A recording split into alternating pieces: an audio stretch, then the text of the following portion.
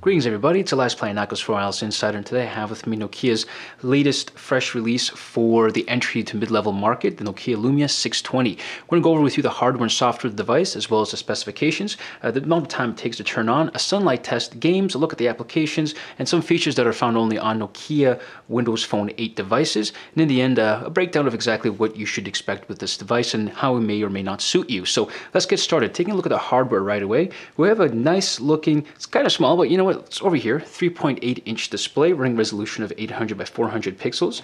It does have dual-core 1 GHz processor. It's a Snapdragon processor and has 512 megabytes of RAM. So that's sort of that title mid-level. I wouldn't say entry-level, and you'll see why as we get further down through this review. Had this guy for about 2 weeks now, two and a half weeks playing around, and there's a few things it does sometimes better than other high-end devices. In the front, we have a 1.3 megapixel camera. In the back is a 5 megapixel camera with autofocus and LED flash.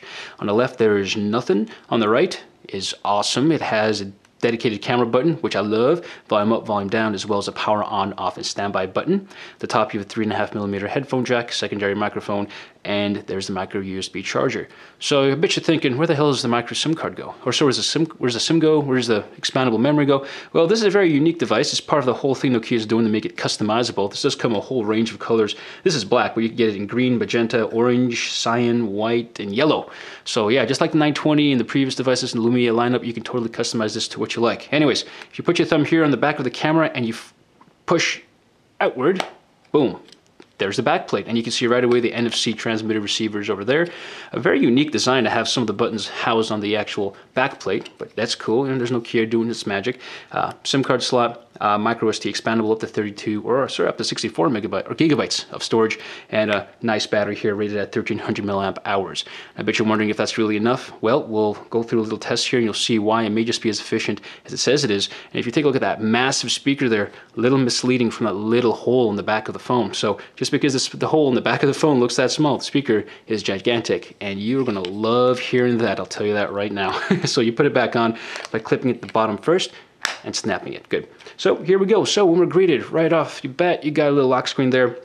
I didn't set a password, but if we swipe up, there is the tile, the whole Metro theme, tile theme, I guess they're trying to convert it to. Just to go through really quickly, so in case you already are familiar with Windows Phone 8 or not, I'll just go very briefly. If you click and hold these tiles, you can choose to resize them, or you can choose to eliminate them or unpin them from the home screen.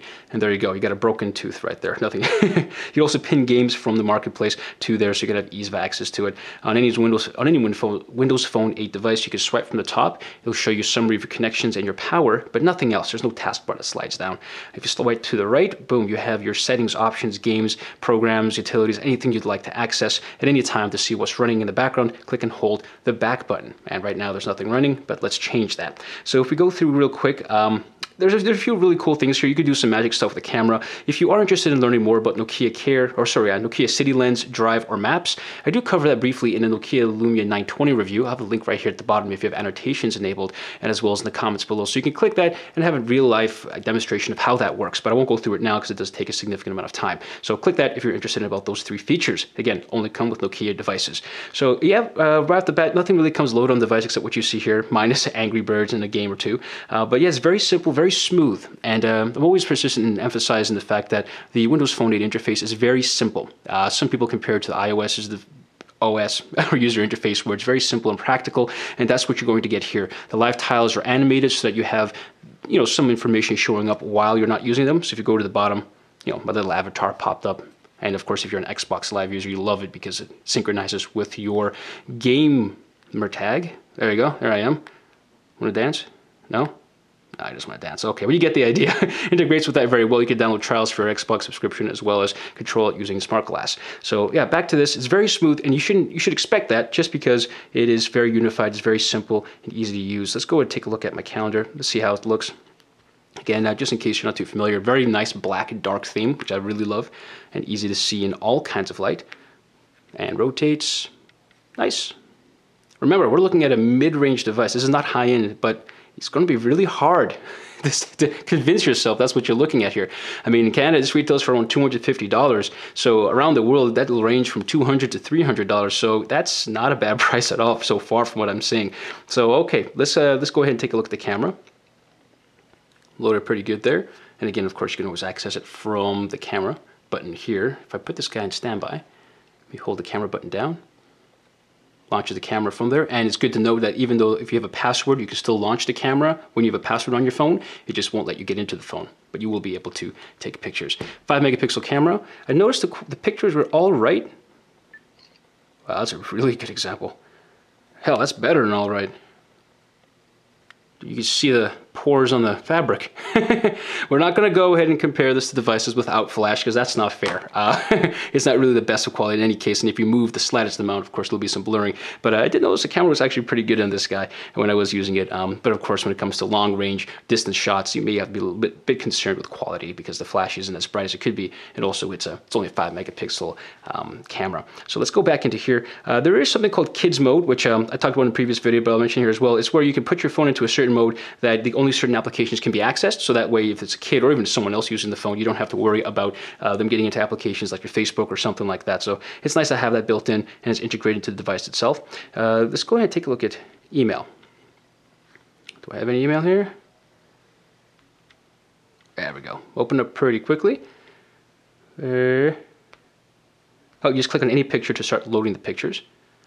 And this isn't a Wi-Fi connection, so coincidentally, it's the HTC One. We're not talking about that phone today. But you see pinch to zoom even in emails is very nice. Let's rotate this guy. Yeah, not bad. And again, if you see the smoothness of the scrolling, it just begs to wonder what kind of device can do this considering its price range. So it's setting the bar right there. Nokia's always had a history of introducing devices at a reasonable price. And this is just awesome. Cool. All right. So yeah, what else can we do here? Let's go to the internet browser. Let's take a look at that keyboard. And yep, standard chiclet style, little bit of space in between. Since it is a 3.8-inch display, iPhone users should be pretty accustomed to using something like this. It's very simple, very basic. Can't really complain about its usage, but let's go ahead and try to do something. Let's go to... just a small little typo there, but that's not bad. Let's see. Yeah. Okay. All right, I'm getting there, 50-50. But let's see how quickly it rotates when we're in the browser. Cool, it's a little animation. I didn't notice that before. Look at that. And it's very smooth at that, so it's fancy and it's efficient. Good, that's what I want to see. So let's go to YouTube. We might as well, since the device itself doesn't come with a dedicated YouTube application. It just takes you to the web browser, which of course is supported in mobile. And cool, nice and smooth. Again, it's on Wi-Fi. Let's go to the desktop version. That's a real challenge. We're not going to use a mobile site. So it's loading all this stuff here. Ads as well, that's nice. Let's rotate while it's still rendering. Smooth, man. Jeez. Yeah. It's fully loaded. There's no lagging. Pinch to zoom works very well. And despite the resolution only being 800 by 400, it's pretty clear. It's a 246 pixel per inch display, so you can see it very clearly. And because it does have clear black technology, I would describe this display. It's the blacks are very dark, and the contrast likewise should be as well. Let's rotate. Yeah, very nice. So normally I show a video demonstrating the audio quality, but I found that it's inconsistent with my video. So instead, I decided to make a test audio file using a program here, Sonic X, I believe it was called, and I'm going to play it if I can find it. There it is. So music and videos. This will do a good test of the audio.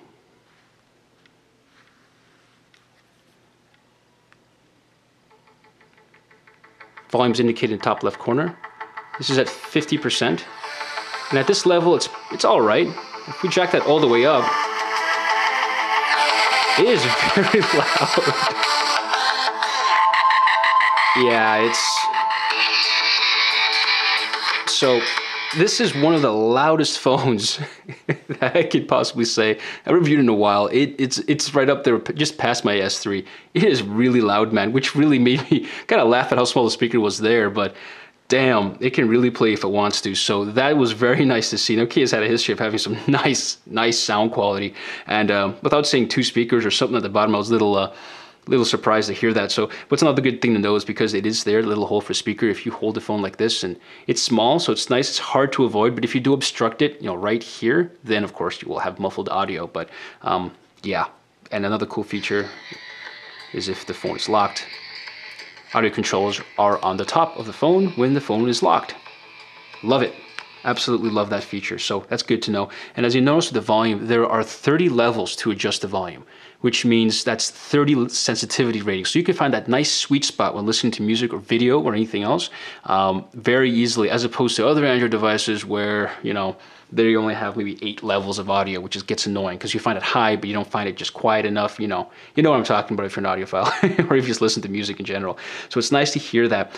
Since we're talking about the display before, did take this guy out in the sunlight. The black theme really helps a lot. If we're talking about like this dial pad that is dark, and it's very easy to see here. When you take it out in the sun, it was easy to see that as well as my contacts. I mean, I had no problem or difficulty pulling anybody up and seeing what their number was. And of course, going to the main screen and applications, you can totally see the tiles on the home screen as well. So yeah, this is the contacts list here. Very easy to see. You can customize the color of these tiles. So of course, if you have something like gray, maybe not the best choice for daylight viewing, but if it's blue, red, purple, fuchsia, whatever your pick is, it's nice to see that that's there.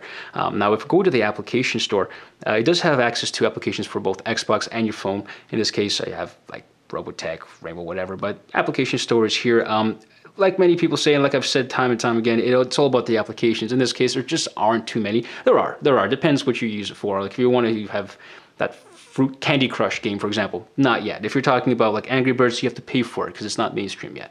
That's what the Roost was for Angry Birds. But again, if you want something like just basic games to play around with, there were quite a few. I found a nice one, Robotech and this rainbow capture thing, but they ran pretty good actually. There was no lag. I was expecting the particles or the explosions from Robotech, or just some random things from the other game would slow it down, but not really. I wouldn't have known the difference. If it wasn't for the size of the screen, I wouldn't have even known I was in the 620. I would have thought I was in a 920.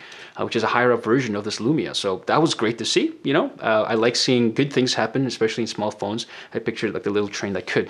So yeah, that's a little taste of what it can do. And audio quality is very loud, so it's nice to have this guy going around and working with you. And speaking of the 920, the higher, bigger, big brother, this guy, in terms of how long it took this phone to turn on. I mean, the new Lumia 920 took 40 seconds. This guy took 43 seconds. So you're not looking at a huge difference. It seems that the hardware here, you might say 512 megabytes of RAM and dual core 1 gigahertz processor. Ooh, wow, we stand back. No, because the software and user interface Windows Phone 8 is optimized, it's very efficient.